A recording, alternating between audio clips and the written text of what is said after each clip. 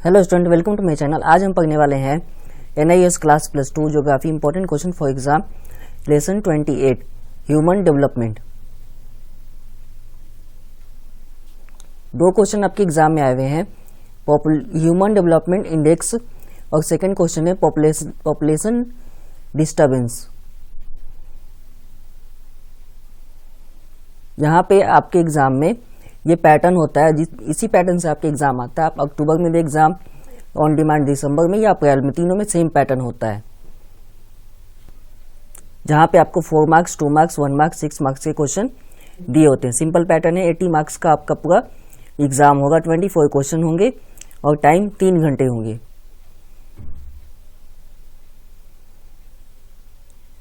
Question number 1, what is human development index? Mention the 3 basic dimensions of human development. Index जो भी होता है उसको पहले समझते हैं, इंडेक्स होता क्या है। हम जूनियर क्लास में ना एक कॉपी लगाते थे या कॉपी में नोट्स बना रहे थे, तो उसमें एक इंडेक्स होगा था जहाँ पे चैप्टर के नेम और वो चैप्टर कितने पेज का है ये लिखते थे। उसके अलावा टीचर के लिए एक सिग्नेचर के लिए हम स्पेस देते थे। यहाँ भी ह्यूमन डेवलपमेंट के लिए एक इंडेक्स होता है, इसमें कुछ चैप्टर्स होते हैं जिसके बेसिस पर पूरे इंडेक्स को तय किए जाते हैं कि इंडेक्स जो है वो ठीक है या नहीं है, या कमी है या ज़्यादा है। ये सब कुछ हम मेजर इसी इंडेक्स को देखकर कर सकते हैं। The human development index is a composed index that measure that average achievement in a country in 3 basic dimensions of human development. 3 basic dimensions are a long and health, life, knowledge and decent standard of living. Decent अलग है, standard of living अलग है।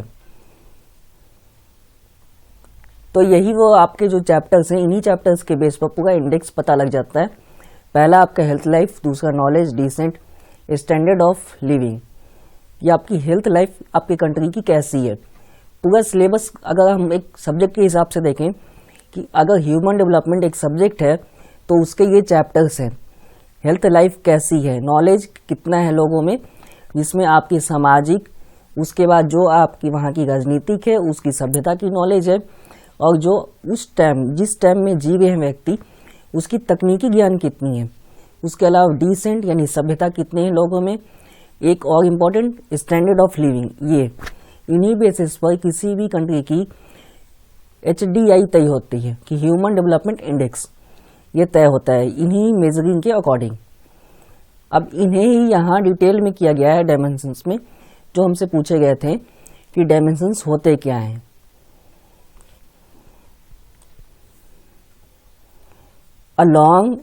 along and health life is measured by life expectancy।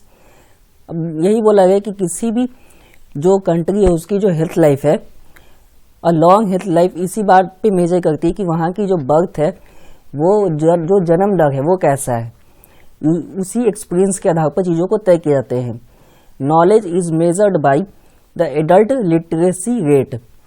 Adult literacy rate का मतलब कि 18 साल से ऊपर वाले व्यक्तियों की, पढ़े लिखने वालों की संख्या कितनी है, जो चीज़ों को पढ़ सकते हैं, लिख सकते हैं या समझ सकते हैं, तो इनकी संख्या कितनी है, ये दूसरा मेजरिंग है। उसके अलावा जो प्राइमरी, सेकेंडरी, टर्शियरी यानी कि जो 10वीं तक के स्कूल है, 12वीं हो गए आपके, उसके बाद कॉलेज लाइफ है, इन सब का कॉम्बिनेशन चेक किया जाता है।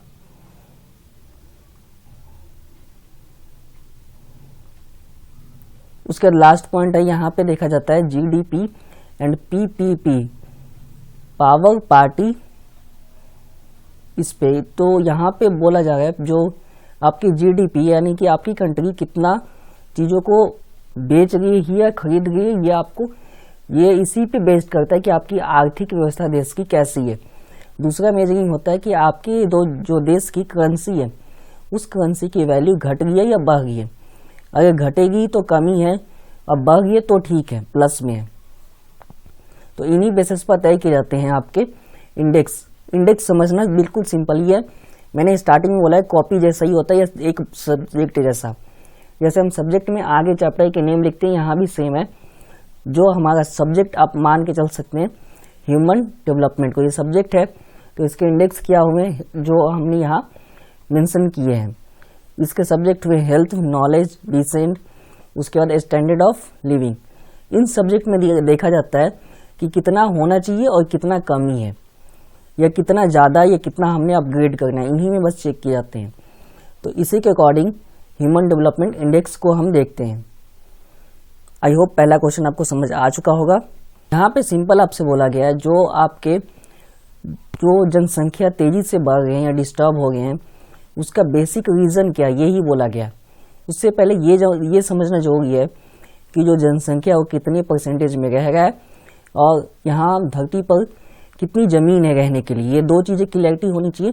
फिर हम एग्जामिनर को मेन आंसर देंगे, क्योंकि 4 नंबर में लिखना है, डायरेक्ट हम सब नहीं लिख सकते इसीलिए। तो क्वेश्चन एक बार देख लेते हैं। Explain the physical and socio economy factor that influence the population disturbance and density.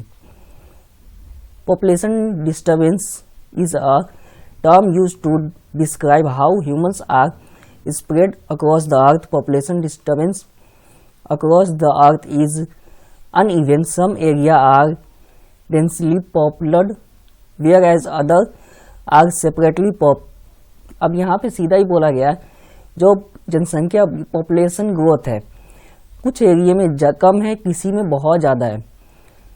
अब ये क्यों है, ये सिंपल फैक्टर है। अब जहाँ पे सारी सुविधा होंगी, यानी कि हेल्थ से रिलेटेड, रोजगार से रिलेटेड, काम से रिलेटेड और जितने भी प्रकार की संसाधनों की जरूरत है, अगर किसी स्थान पर सब कुछ की पूर्ति की जा रही है तो वहाँ पे जनसंख्या ज़्यादा होगा। अब मरुस्थल यानी जो डेजर्ट है, डेजर्ट में तो जनसंख्या ज़्यादा हो नहीं सकता है। बर्फ़ वाले इलाके में भी जनसंख्या ज़्यादा नहीं हो सकती है। तीसरा आपका हो गया जंगल वाले इलाके में, कि जंगल में तो आए दिन समस्या आती रहती है, कभी बाढ़, कभी जंगल में आग ही लग जाते। इस एरिया में भी जनसंख्या ज़्यादा नहीं हो सकती है। तो जनसंख्या ज़्यादा होगी वहाँ, वो है एरिया सिटी, जहाँ पे रोजगार के लिए, एजुकेशन के लिए, रिसोर्सेज के लिए और स्टैंडर्ड ऑफ लिविंग, इन सब के लिए सब चीज़ अवेलेबल है। इसीलिए आप देखेंगे कि सिटी की जनसंख्या ज़्यादा है, विलेज, ट्राइबल्स, इन सब की जनसंख्या हमेशा से ही कम रही है। तो ये फैक्टर यहाँ पे मैच करता है। The land surface of earth accounts for around 30%। अब जो ज़मीन रहने के लिए वो 30% है, लेकिन पूरी जनसंख्या जो रह गई है वो 11% में अच्छे से रह गई है। यहाँ लिखा हुआ है comfortably. Many human and physical factor affect, किसके लिए, पॉपुलेशन ग्रोथ के लिए। Population disturbance and population density, इन सब के लिए कई सारे फैक्टर जिम्मेदार हैं। एक कारण नहीं है, कई कारण है। कुछ कारण तो मैंने आपको पहले ही बता दिए कि ये कहीं पे ज़्यादा या कहीं पे जनसंख्या कम है, उसका कारण है। दूसरा, पॉपुलेशन जो तेजी से ग्रोथ हो रहा है उसका भी कई सारे कारण है। Physical factor that affect population density include water supply, climate, refill, vegetation, soil and ability of nature resources and energy, ये कारण है सबसे बड़ा। अब ये किसी जगह पे बहुत ज़्यादा है, ये सब चीज़ें जहाँ पे है वहाँ पे जनसंख्या आपको ज़्यादा मिलेगा ही। जैसे सिटी में, तो किसी भी बड़े सिटी का आप एग्जाम्पल ले सकते हैं, दिल्ली, बॉम्बे, कोलकाता, इन सब जगह, दिल्ली, मुंबई, कोलकाता, इन सब सिटी में कॉमन फैक्टर है, इन सब जगह ये सभी चीज़ें मौजूद है। तो इसीलिए इन सब जगह पे जनसंख्या ज़्यादा है, ये एक फैक्टर है। उसके अलावा जो ह्यूमन फैक्टर है वो देखते हैं। ये तो फिजिकल फैक्टर हो गया। अब ह्यूमन ने कुछ फैक्टर क्रिएट किए हैं। वो हो गया human factor that affect population density include social, political and economical. Social में कई बार धार्मिक ही है, या ऐसे बोल देते हैं कि हमारे धर्म में तो पॉपुलेशन जो कंट्रोल का उसका कोई सोल्यूशन ही नहीं है, तो ऐसा कोई फिक्स कर देते हैं कि नहीं, तो ये एक रीज़न बना देते हैं। पॉलिटिकल कई बार करते हैं, प्रमोट किए जाते हैं एक ही रिलीजियस को, तो भी जनसंख्या ग्रोथ होने का चांसेस रहता है। इकोनॉमिकल फैक्टर कि जनसंख्या, एक फैमिली में ज़्यादा मेंबर होंगे तो कमाई भी ज़्यादा करेंगे, ये एक फैक्टर रहता है कि हमारे देश की जनसंख्या ज़्यादा होगी तो हम कमाई भी ज़्यादा करेंगे, या किसी राज्य की या किसी परिवार की, ऐसा ही है। तो ये भी फैक्टर, ये ह्यूमन ने खुद क्रिएट किए फैक्टर, पॉपुलेशन डिस्टर्बेंस के लिए और डेंसिटी के लिए, दोनों के लिए। आई होप आपका दोनों क्वेश्चन कंप्लीट है। कोई डाउट हो तो कमेंट बॉक्स में पूछ सकते हैं। जो विद्यार्थी अपने डाउट क्लियर करते हैं उनको धन्यवाद, जो क्वेश्चन पूछते हैं उन्हें भी धन्यवाद। और जो एप्रिशिएट करते हैं वीडियो को, उन सभी विद्यार्थियों को धन्यवाद। चैनल पर जो नए हैं सब्सक्राइब कीजिए। कोई क्वेश्चन रह जाए तो कमेंट में पूछिए, वीडियो को लाइक कीजिए और अपने फ्रेंड्स को शेयर कीजिए ताकि वो भी पास हो सके और NIES की जो धारणा है फेल होने की वो बदली जा सके। और ये इकल्ले मैं नहीं कर सकता, आप और हम मिलकर कर सकते हैं। जो NIES है ये कोई भी बोर्ड है, उसका सिंपल रूल है, अगर आप पढ़ाई नहीं करेंगे तो फेल हो जाएंगे।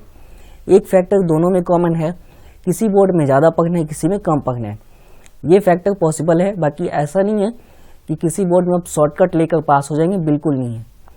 आप किसी भी बोर्ड में पढ़ाई करें, आपको तो पढ़ाई करनी पड़ेगी, तभी आप एग्ज़ाम में पास हो सकते हैं और कोई दूसरा मेथड नहीं है। हाँ, थोड़ा कम थोड़ा ज़्यादा या कुछ प्रैक्टिसेस क्वेश्चन कम कर सकते हैं या फिर ज़्यादा, ये हो सकता है। किसी बोर्ड में ज़्यादा होगा, किसी में कम, तो ऐसे ही आप किसी भी बोर्ड में पास हो सकते हैं, यही रूल है। वीडियो देखने के लिए धन्यवाद। नेक्स्ट वीडियो में मिलेंगे।